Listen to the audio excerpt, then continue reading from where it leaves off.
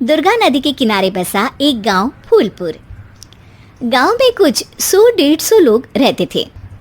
अंजलि, जो कि पास ही के जिले में रहती थी और 12वीं पास कर चुकी थी, उसके पिताजी ने बेटी को जल्दी विदा करने के लिए उसकी शादी फूलपुर गांव के मुकेश से करवा दी थी।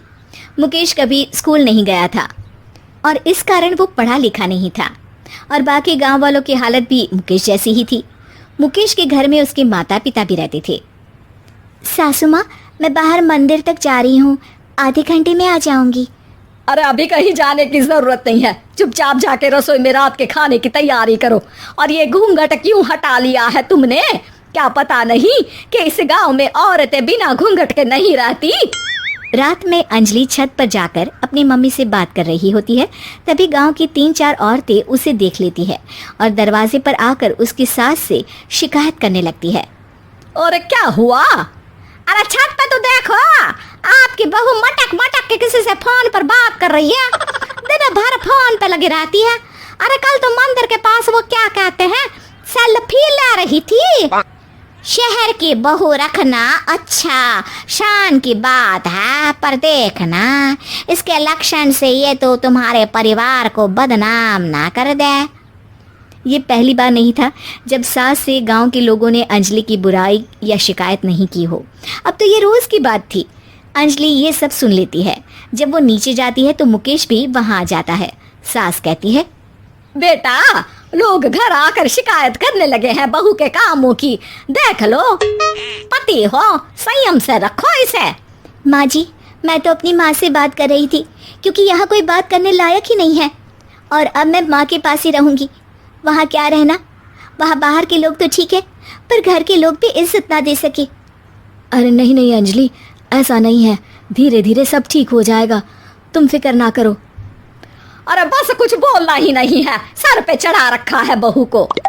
सास मुकेश की नरम बात सुन के वहाँ से मुंह चढ़ाकर चली जाती है। मैं तो कहती हूँ हम दोनों शहर चले जाते हैं।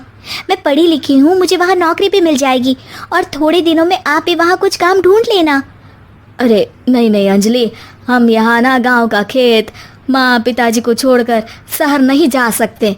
माँ पिताजी को कैसा लगेगा और गांव वाले क्या सोचेंगे? ये कहकर मुकेश सोने चला जाता है और अंजलि की गांव वालों द्वारा बुराई का सिलसिला बहुत दिनों तक चलता ही रहता है। लेकिन अंजलि गुस्सा ना दिखाते हुए समझदारी से काम लेती है। बारिश का मौसम चालू हो जाता है। जोरदार बारिश से पूरे गांव में हाहाकार मच जाता है। दुर्गा नदी में बाढ़ आ जाती है और बाढ़ का पानी पूरे गांव की फसल तबाह कर देता है। फसल की ये हालत देखकर गांव वाले निराश हो जाते हैं और बात तो यहाँ तक पहुँच जाती है कि कुछ लोग तो अंजलि को इस सब का दोषी ठहरा देते हैं। अरे पूरी फसल तबाह हो गई, पता नहीं किसकी नजर लग गई है। अरे जब से चौधरी परिवार में ये शहर की बहू आई है ना, तब से ही गांव की शांति चली गई है। इसके कर्म कांड से माँ दुर्गा नदी भी खुश नहीं है।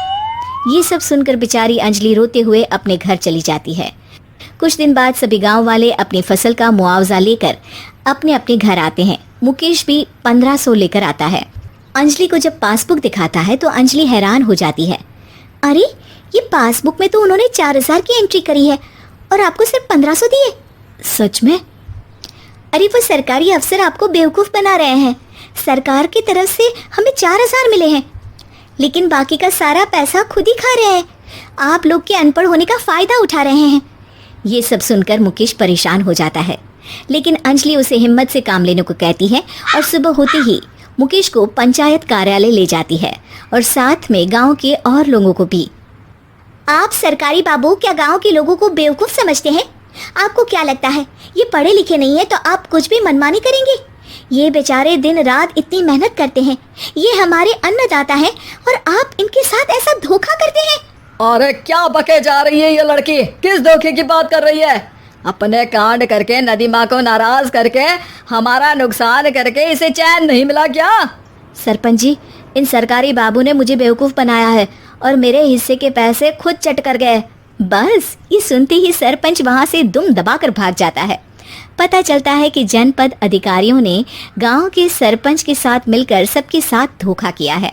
सब लोगों का विरोध शुरू हो जाता है और आखिर में अधिकारी सब गांव वालों के हिस्सों के बचे हुए पैसे उन्हें लौटा देते हैं और कई दिन तक सरपंच गांव में लौटता ही नहीं।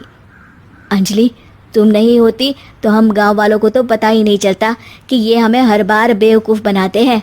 हाँ हाँ अंजलि बेटी, हमें माफ कर दो। हम सब तुम्हें बुरा भला कहते रहे, लेकिन तुमने ही आज हमें बेवकूफ बनाने से बचाया है। हमें तुम पर गर्व है बेटी। अब समझ आया कि सरपंच तुमसे नहीं, तुम्हारे पढ़े लिखे होने से नफरत करता था। क्यों ना इस बार हम अंजलि को ही सरपंच पद के लिए चुन ले। क्या कहते हो गांव वालों? पढ़ी लिखी सरपंच। बस पूरा गांव अंजलि के लिए ताली बजाता है और अंजलि की सास उसे खुशी से गले लगा लेती है।